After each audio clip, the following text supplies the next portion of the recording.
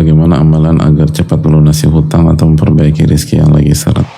Renungkan sabda Nabi kita SAW. Man akhadha amwalan nas. Barang siapa yang mengambil harta manusia. Artinya manusia itu menyerahkan hartanya kepada kita. Dalam konteks hutang dan muamalah. Yuridu ada'aha. Dan dengan niat tekad dia ingin mengembalikan harta tersebut. Adallahu anhu. Allah akan membayarkannya untuk dia. Asal dia benar, jujur. Wa man akhadha yuridu itlafaha. Dan barang siapa yang mengambil harta manusia atau hutang, di hati kecilnya dia nggak mau bayar. Atlafahullah. Allah akan hilangkan hartanya. Falantafiu bi fi dunia. Sehingga dia nggak bisa mendapatkan manfaat dari hartanya di dunia. Artinya dia nggak akan bisa bayar hutang. Dan bisa jadi dia bangkrut. Lisu'i niyatihi. Karena niatnya buruk.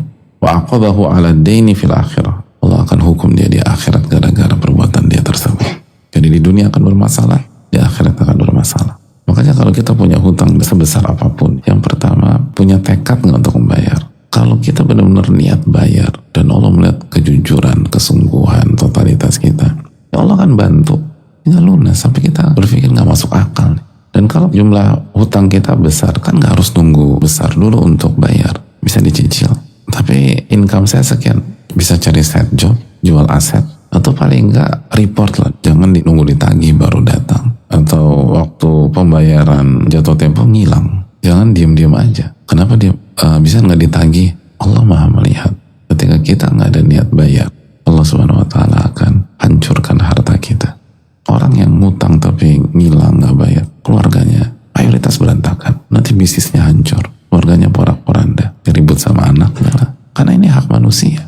Belum lagi kalau disumpahin sama yang memberikan hutang. Karena kan terzolimi. Dua orang yang terzolimi diijabah sama Allah. Dan di akhirat kita akan dihukum karena kita nggak bayar hutang. Dan hutang panjang hadir.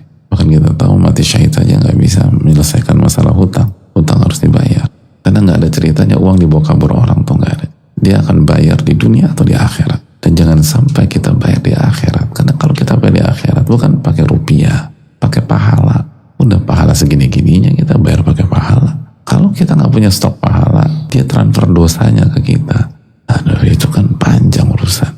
Orang yang memberikan hutang kepada kita itu berbuat baik kepada kita. Belum lagi kalau dengan uang tersebut kita bisa menyelesaikan hal-hal urgent dalam hidup kita. Misalnya orang dengan dikasih hutang, dia bisa operasi, dia bisa bayar rumah sakit orang tuanya, atau dia bisa bayar rumah sakit anaknya, dia bisa bayar kontrakan. Nah kok tega gituin orang yang baik sama kita? Utang budinya tuh banyak banget.